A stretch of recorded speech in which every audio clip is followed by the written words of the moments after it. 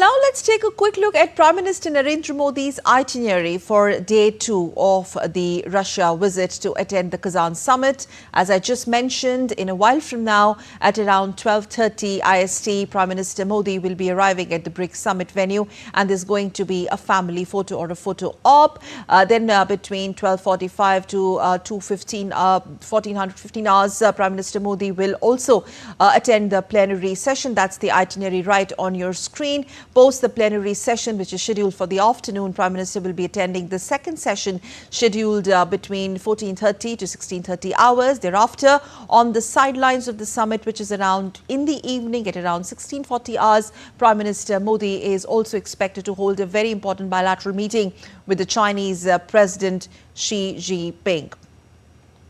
Prime Minister will then hold a bilateral meeting with the President of Uzbekistan, Shavkat Mirziyoyev. And post this bilateral meet, there's going to be a press briefing, which is scheduled at around 5:15 India time in the evening, 5:15 p.m. At around 1800 hours today, Prime Minister Modi will be departing from Kazan in Russia.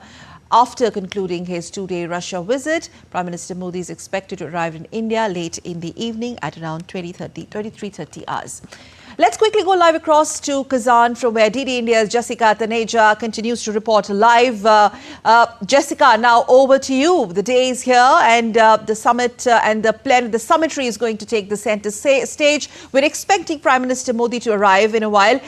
Just give us an overview, the overarching agenda under the chairmanship of Russia, the areas that have been identified with a specific focus on the expansion of the BRICS rubric. Well, good morning to you as well, Sakal. Coming to you from Kazan this morning. An action-packed day here. In fact, entire media is gathered here from all the BRICS nations, including the countries who've been invited as well. We're expecting the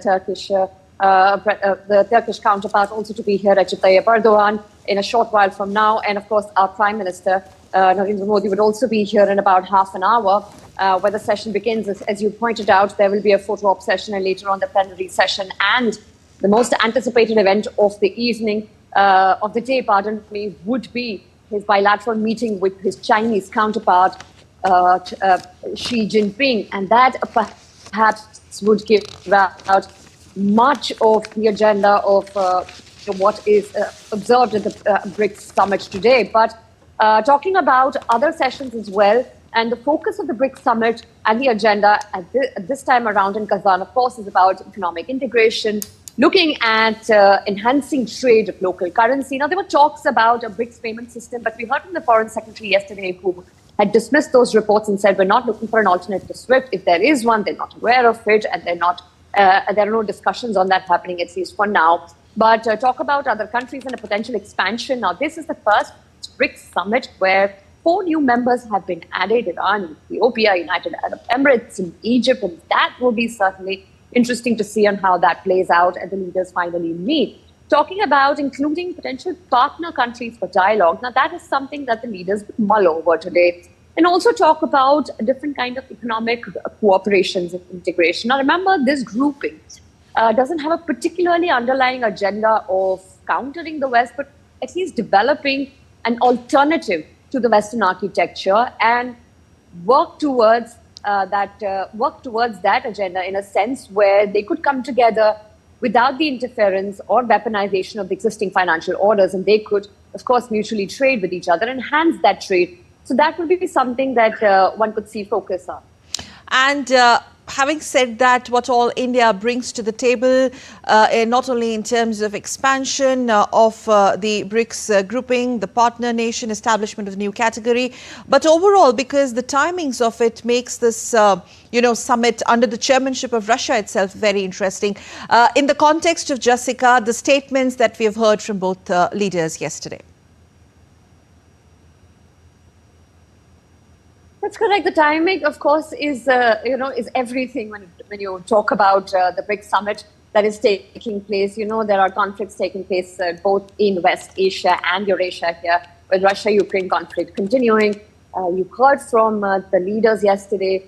Prime Minister Modi stressed on diplomacy and dialogue.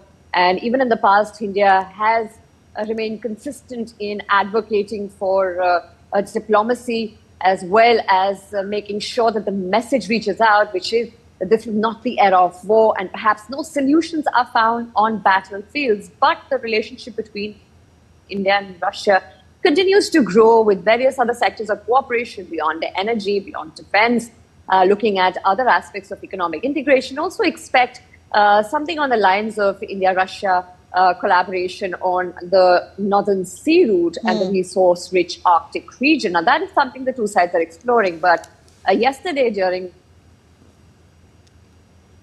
Jessica? the press briefing, the Foreign Secretary also pointed out the measures that they have undertaken. In fact, our bilateral ties when it comes to defense have enhanced, and the momentum continues.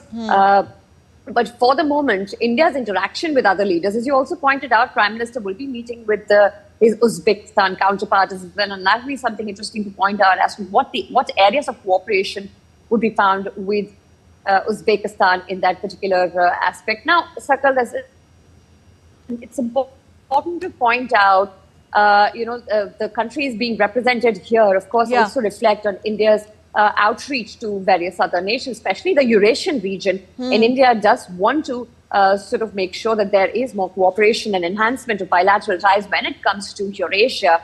And that was visible during India's participation at the SCO earlier as well. And you remember, Foreign Secretary had gone to Kazakhstan when the SCO summit was held. So, of course, that outreach also remains to be seen. Okay, Jessica, also what for India also takes center stage today is the meeting between, okay, you're smiling out there, President Xi Jinping and our Prime Minister Narendra Modi, again in the context of the statements that came from MEA yesterday, in the backdrop of LAC engagement or arrangement. Not really speculating or preempting the outcome. What's the buzz there?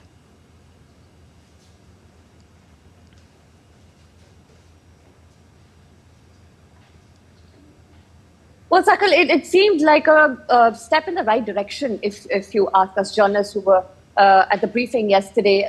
We were anticipating that there would be a bilateral, of course, with the Chinese Premier Xi Jinping, but of course, we'd have to wait for the official confirmation, and now that is going to take place in the afternoon. All eyes will be on the outcomes. Now, if you go and read through what has been put out in terms of the disengagement or the agreement on the patrolling points or the grazing areas, which will now be reversed to 2020, is certainly a step in the right direction.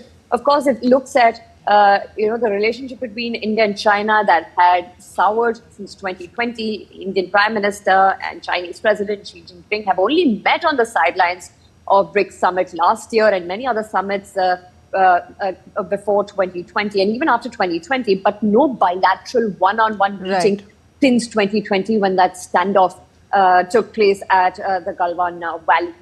So, of course, this is important as now both the countries have agreed and also looked at how much work went into coming to this truce of sorts, because there have been many rounds of military talks to come to this conclusion, a result of fruitful diplomacy, one could say. But in the future, we'll have to see as to how the Chinese side continues to, agree on the engagement or stick to the agreement, especially when it comes to the patrolling points, because it's been a point of friction not just once but even in 2017. Yeah, then in because 2020. of our past experiences so that also. Friction continues. Yes, so of course cautious there, but one will hope that normal trade ties do resume after this. We've stopped direct commercial flights to China, so there's anticipation within the business community as well.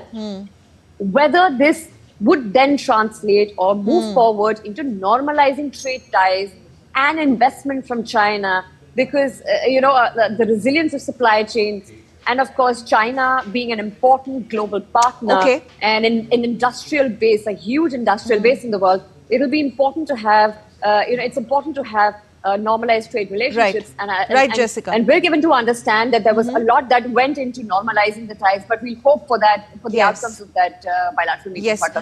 Jessica, I would request you to stay with us since we are talking about foreign secretaries brief on, India-China bilateral today. Just stay with us. Let's quickly revisit that portion. In fact, viewers, Prime Minister Narendra Modi, as Jessica also talked about, will be holding bilateral talks with Chinese President Xi Jinping on the margins of the BRICS summit in Russia's Kazan on Wednesday. And this meeting comes close on the heels of New Delhi and Beijing reaching an agreement on patrolling arrangements in areas